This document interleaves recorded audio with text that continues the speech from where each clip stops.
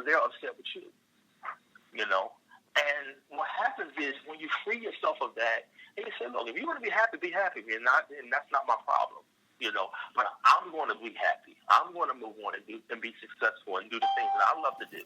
Right. And that's what happens. Because it's a choice to be happy. And like you say, you know, you don't have to join that pity party or that misery. I always say, people, you don't have to accept the invitation to misery, to someone's bad day, to an argument. You don't have to accept the invitation. And like you said, you got to know yourself enough to know that you are worth more. You know what I mean?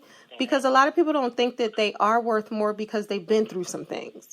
So sometimes and the bad part about it, when you take on ownership of someone else's misery, that's when you start going through someone being, you know, mentally abused, and you start going through those type of mental abuse and physical abuse and all that stuff because you're taking ownership of that. Right. You don't have to. Right. Absolutely. So let me ask you this, Anthony. Has there ever been a time where you put your baggage on someone else unknowingly or knowingly? I mean, subconsciously, I think we all have to some degree. You know what I mean?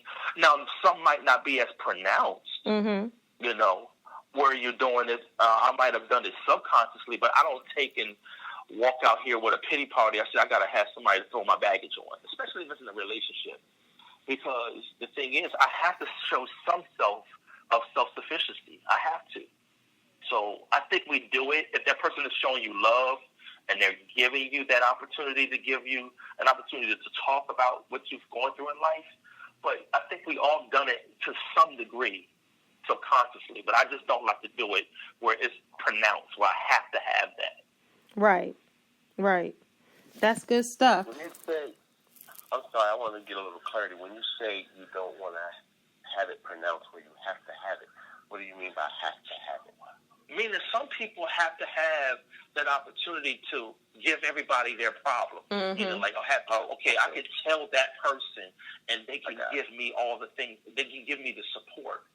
Because if you do that and that person one day does not want to give you that support, then guess what? You feel as though that you've been betrayed. Right. You know, you don't know what to do. You don't know how to handle that because that person has been your crutch with your issue. What happens when they're no longer your crutch? Yeah. So, you know, that's why, you know, in the early part of my marriage, you know, when I first got married, that's what it was. It was a teeter-totter of, you know, I give her a little bit what I went through in my life, and she gives me some of what hers, a whole lot of what she went through, you know, and then you're trying to be that savior. And that's the problem about that. It's like, you don't want to get to the point where you're becoming that person's savior. Right. So when this happens, Anthony, sorry. No, I was going to just ask you, Mike, anyway, so that was perfect. I was going to say, so what is the impact? Like, how would you say, if you don't mind answering this question, Anthony? No, go ahead. That's what I'm calling. How does the impact show up in baggage for you? It shows up in the sense of, especially, I'll give you a prime example. You know, my wife went through some serious things that happened before we got married. And I moved her in with me. And it was premature before we got married. But it was saving her from a situation. I already loved her. You know what I'm saying? I already loved her. But I moved her out of a situation that was just pronounced. So you were her. So you were her savior. Go ahead. You were her savior. You know, and then what happens is once she got to that point where I said, okay, it's time for you to stand on your own 2 feet. It's time for us to be the couple that we need to be. And so I tell other people, just from my personal opinion, if you're going to start there, you better finish it. If you're going to play that role of a savior, exactly, you're going to have to, because one day you're no longer helping that person. You're enabling that person. For you to be that person to help them. And I don't like that. I don't like to be the person where I'm the constant crutch. Okay, I helped you. Your bones are healed. Take off the cast and walk. That's just my opinion. Okay, Anthony. So that's a good point that you made. You said you don't like being that crutch, that person. Why not? If that's the person that you love and just to help them get to a certain point or try to teach them how to fly on their own, Do you do that, or do you just say, you know what, I'm done? I have to get to the point where you can fly on your own. Okay. Because I actually believe if you constantly become that person's savior over and over and over again, what if you fail? They'll never learn either. No. Mm-hmm. And that person, and relationships will end because you're not saving them anymore. So, because you taught her, she taught you how to treat her, and you taught her how to treat you. And really, that was the dynamics of your relationship. Was you saving her and she allowing you to? You save that person, and to that person, they think it's subconscious, but for you, it's pronounced. Because it's like, okay, this is a pattern. This is a 20-something-year-old pattern that's still revolving over and over again. It's like, okay, look, get a grip. This has to happen. This has to take place. Mike, what do you have to say? Never forget when No, go ahead, Anthony. Yeah. I got hit by a car one time when I was a little boy, when I was young. And my mom carried me everywhere. She's like, okay, it's time for you. You can walk now. Like, Mom, but I don't want to walk. It hurts. No, but you got to. But by her making me walk, somewhere you start trusting your own self. And I think that you can't be the person's savior because somewhere down the line, they're going to have to trust themselves. Mm-hmm. So here's my question, Anthony. And I got your communication about, how you see it about being a savior to that person. You're enabling them and they got to trust themselves to walk and so forth. But would you consider your view on that based upon the past as a version of your baggage? That's a tough question, Mike. Because I think I internalize my own baggage where I actually come to my own self where, okay, I answer my own questions. But then I also had a conversation with a friend of mine. Unless I'm asked that question, I'm not going to answer it. You know what I mean? Wow. Unless I'm asked, okay, I'll give you a prime example. When you were coaching me, until you asked me that certain question, I didn't know to answer that question, right? But then once you answer, then you can face the music of what you're going through because now you're being put in a position to see what that other person sees in you. But do you think that you took on that role because you needed that for you and really not for her? But I think that for me at that time, this is who I wanted to be with. Mm-hmm. And at that time, I didn't answer that question. I mean, you're asking me these questions now, but at that time, I didn't internalize it that way. I didn't see it that way, But I was always a person that wanted to help people anyway, so I didn't have a problem with it in the beginning.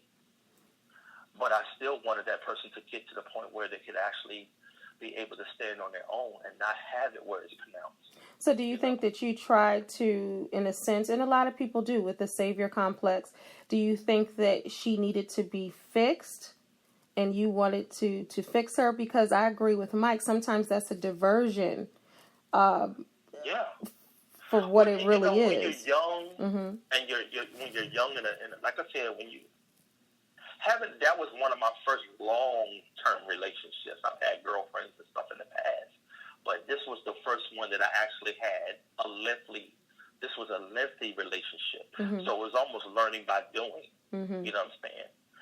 And on the job training. I'm going to say this to Mike real quickly. I think that people, instead of going, and I'm not going to say it's wrong to go to the pastor and get what you call counseling. I think that people should get a life coach and actually ask these questions before they get married, because some of them don't know that these questions need to be answered because they're living their lives and they're so busy and they're not paying attention to these things. Yeah. And then you get 10 years into your marriage, it's like, wait a minute, man, I've been doing this for a while. Right. Because that's how it is when I coach people as well. Yeah. You know what I'm saying? You're 20 years into the marriage and you love this person, but you're tired of some of the shenanigans you go through. Yeah. Yeah. One of the things I always say, or that I've learned along the way of my training, is you don't know what you don't know. No. You don't know. That's right. Yeah. That's right. And the question that Kendall was asking questions because you don't realize you're doing these things, especially when children come. You know, you have your time where it was just you and her, and then a child comes, and then the second child comes, and then the third child comes, and then life gets in between, and you're so busy, but you're too busy to ask yourself these questions. And then situations arouse, and now you want to deal with it because now you have a situation. Right. You know,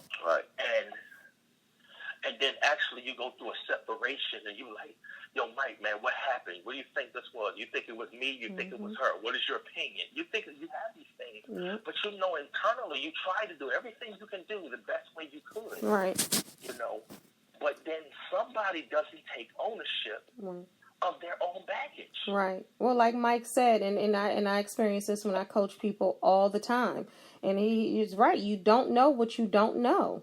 So you can't ask the questions, and you need someone to. So I totally agree with you, Anthony, that I think that before people get married, before people start a new career, before people make any changes in their lives, I really do think, and I'm not just saying that because I'm a life coach or Mike's a life coach, but I really think that you need to speak to a life coach to show you a different perspective and to pull out things that you may have not known were even there, and to ask the hard questions, because people don't want, when they enter a relationship, especially since we're talking about relationships, people don't want to ask the hard questions because they don't want to hear the hard answers, because then that might change your view of that person. So you want to pretend that everything is pretty and life is great until you really get in the trenches of the relationship and you realize that you don't know this person. Or you can no longer, like you said, be a savior or just be whatever you are to that person completely. So I totally agree. Anthony, I thank you so much. I hear another caller on the line. She's waiting to speak. So, Anthony, I thank you so much. This is Beth again. Oh, okay. Because of what Anthony brought up. Okay. So when you're that person that's the crutch really quick, if you two could enlighten me, when spend that crutch and you finally get up out of it, you add to your baggage because you feel guilty that you couldn't accomplish the task. And being to take care of that person. But eventually maybe something happens that you just have to leave to keep yourself intact. Right. But and that is really hard. Add to your baggage. Yeah, absolutely. So how do you deal with that? I agree. Well, I personally, if I'm coaching someone and they have that particular issue or problem, which a lot of people do, a lot of people are saviors. A lot of people want to fix people and, dust them off and baby, you can do it. You can win. A lot of people want to do that. So that's their place in the relationship. And I think in relationships, people should be that for one another so no one feels bogged down. And I think you have to really come to terms with your assignment is over.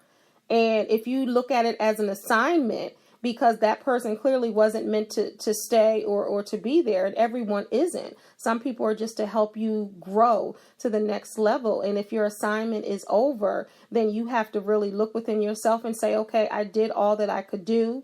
I did the best that I can. And you have to learn to forgive yourself and to be able to walk away without guilt.